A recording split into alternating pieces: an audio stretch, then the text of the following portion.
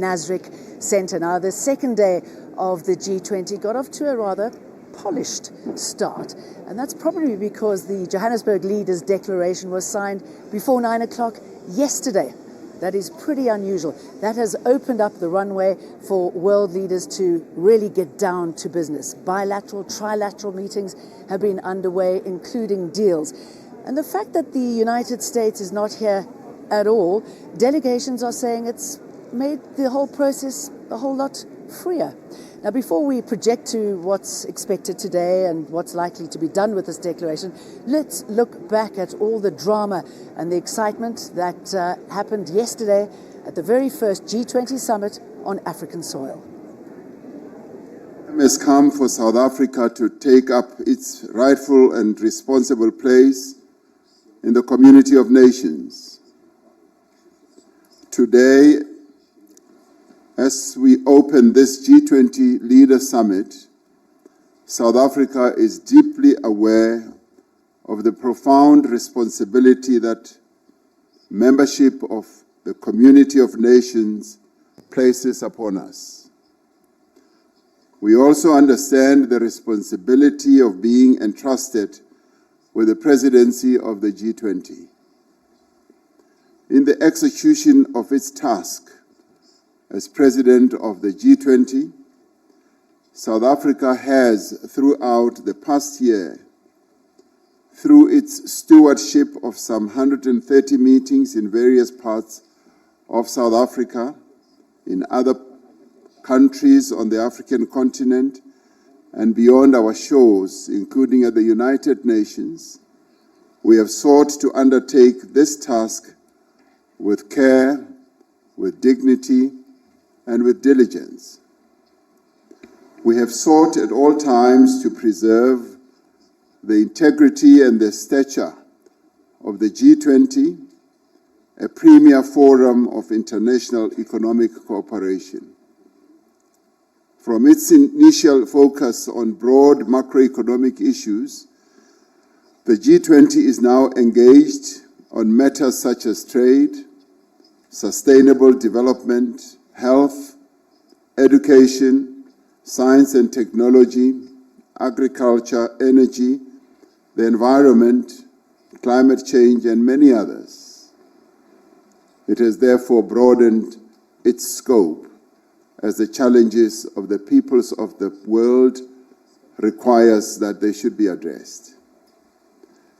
As the G20 countries, we understand that progress on each and all of these issues is a necessary condition for strong, sustainable, balanced, and inclusive growth.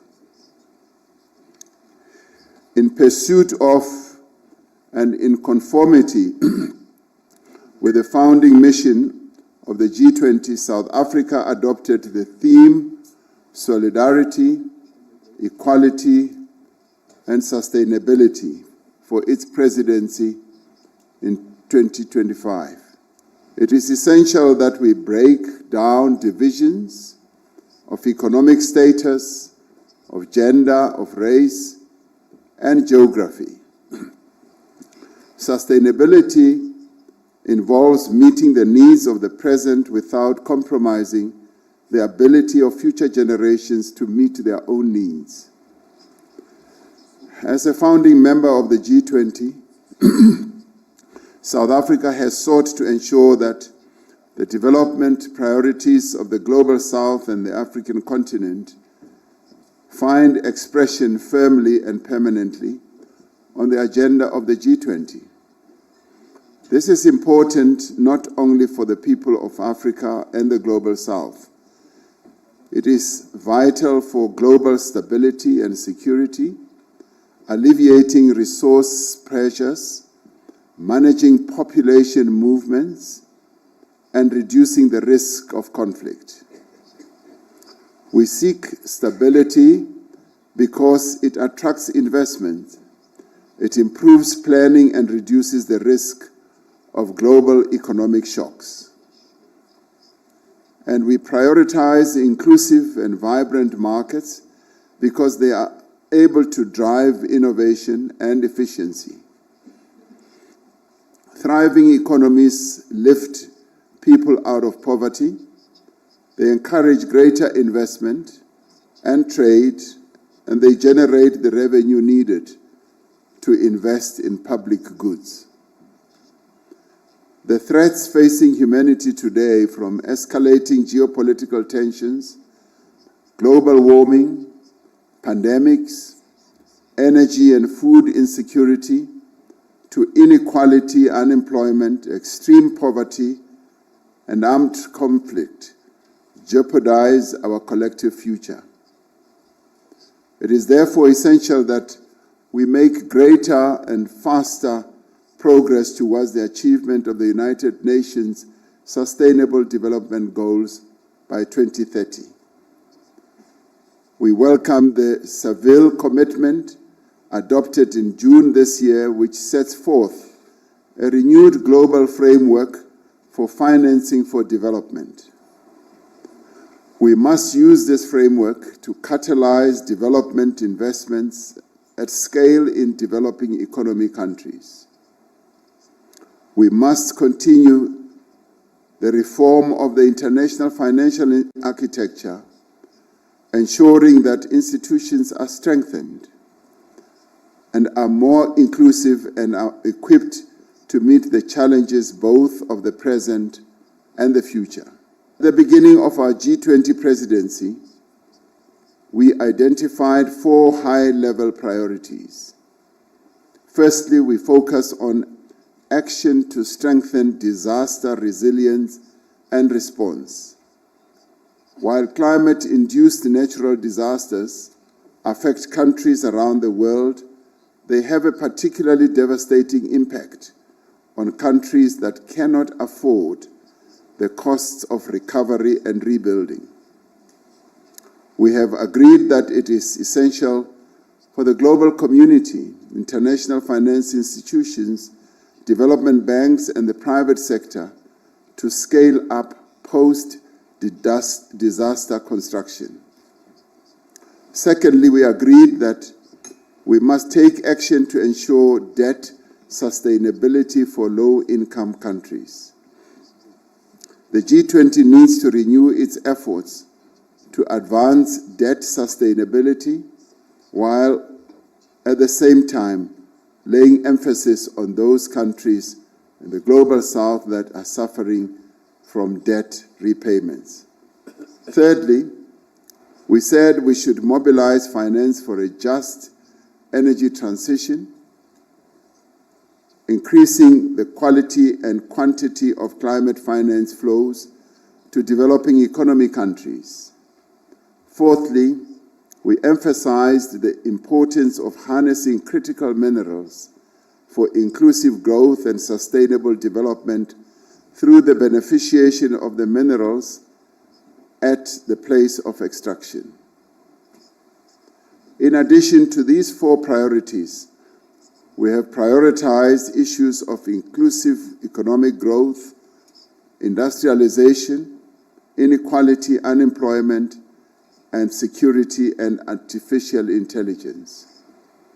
As this is the first G20 Leaders Summit to be held in Africa, it carries the hopes and must reflect the aspirations of the people of this continent and of the world. We should not allow anything to diminish the value, the stature, and the impact of the first African G20 presidency. This G20 Leaders Summit has a responsibility not to allow the integrity and the credibility of the G20 to be weakened.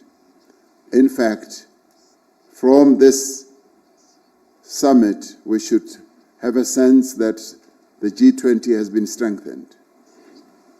We thank all delegations that have worked together with us in good faith to produce a worthy G20 outcome document for this historic leaders' meeting. The G20 underscores the value of the relevance of multilateralism. It recognizes that the challenges that we face can only be resolved through cooperation, collaboration, and partnership. The adoption of the declaration from the summit sends an important signal to the world that multilateralism can and does deliver. It sends a message of hope and solidarity across the world. It tells the world that as the leaders of the G20, we will keep fast to our solemn pledge to leave no person, no community, and no country behind. The reason for us picketing here is to send a message across, to the leaders of different countries, but especially to the leader of this country, that we have a burning issue, which is immigration, and he's not touching on it.